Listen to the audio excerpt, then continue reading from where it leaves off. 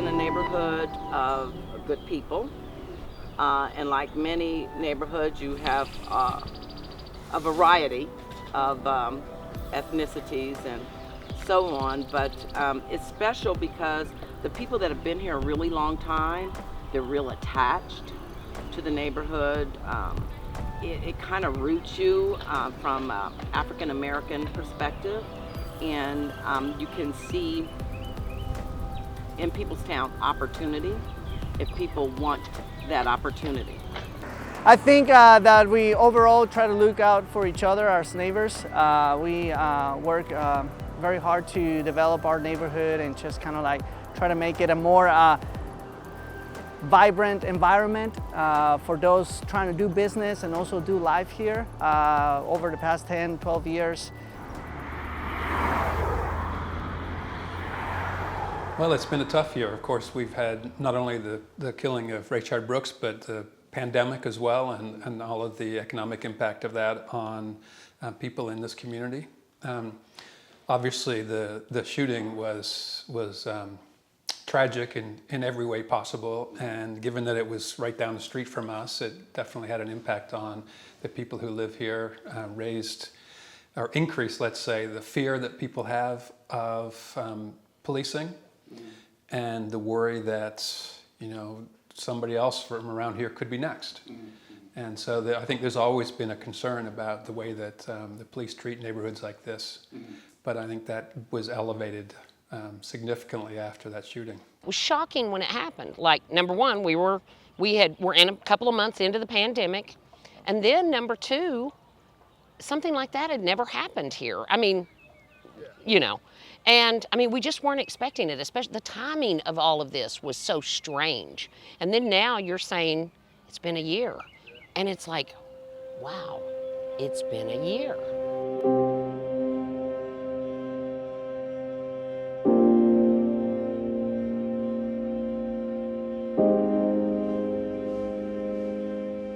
The night that Sequoia was killed, my son and I were actually on our way home.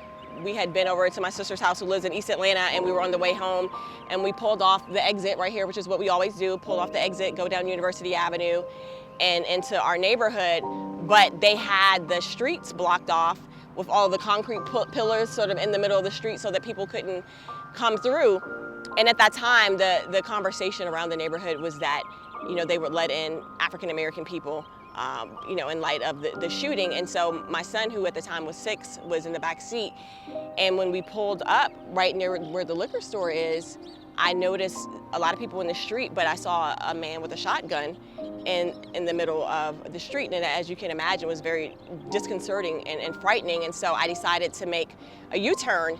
And I remember my son, because of what he had heard, he said, "Oh, Mommy, we can go through. They'll let us through because we're black." And I said, no, let's just go another way so that, you know, we don't have to deal with it. And so we went down Pryor Street and went up a side street and went home. And it wasn't until the next afternoon that I learned that another family who had come through the same way that we came through, they were shot at, and a young child was killed. And so, you know, you can imagine how it would make me feel as a mom to know that, you know, my son and I were so close to that possibly being us had I made a different decision. For me, it was very odd to have this, you know, citywide and nationwide event happening half a mile from us. But like, we as a community needed to process it separately from what CNN and what 11 Alive and what the AJC were saying, right? And so we had that event, and I remember at the end of it, just some interesting folks came by, right? And the event was beautiful and amazing and fantastic, but then just kind of had this hard ending to it. And then I don't remember if it was that night or 2 nights later, someone busted out a bunch of our windows, you know, 4 o'clock in the morning. Yeah. The community has changed. I'm not sure how much of that is related to the shooting, but we are in the midst of really profound gentrification and development on both our southern border with the Beltline and the northern border with the redevelopment of the Old Turner Field and surrounding neighborhood.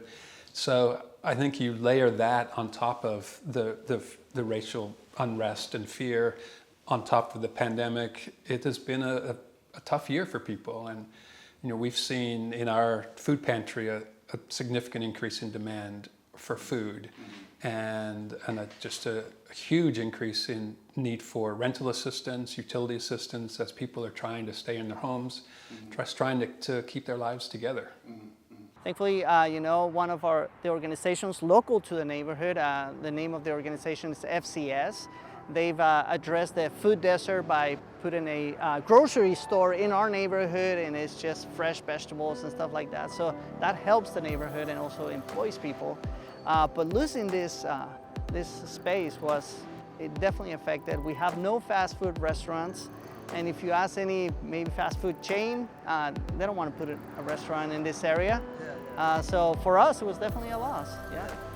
We say in our household, no true AT alien would burn down the mothership. It wasn't an AT alien that burned down We our can mothership. almost guarantee you that it was not anyone from Peoplestown Or that the caught city that of building Atlanta. on fire Yeah. and was destructive in that spot. I know something awful happened there, but no one from this community did or wanted that to happen. We quickly organized with a local muralist to paint a mural on the boards, and he did it in a way essentially it's paint by numbers, right? So he created the mural, he created the design, drew it out on the boards, and then we had community members come and actually paint, right? And so it was great to get folks out again, build community, have them be able to express their support for the store and for the neighborhood, as well as just that social that we needed it for numerous reasons, right? We needed it because we were in the middle of a pandemic, and we needed it because we're processing this huge national story. But certainly in terms of relationships and kind of how we talk about some issues and people's willingness to talk about issues, that has changed. I think for the good. I think people, people who were not inclined to talk about racial issues before have had more of an inclination or willingness to engage in those conversations. As far as the neighborhood changing, let's look around. I've been to this park so many times because there's so much to do here. And so our neighborhood, Peoplestown, is very walkable. And so you can get your walk in, you can walk around and use it as a walking place. You can bring the kids because we've got great play areas for them. It's just, I think as COVID and we started coming back out, I think the neighborhood pretty much is a snapshot of just of the same great neighborhood.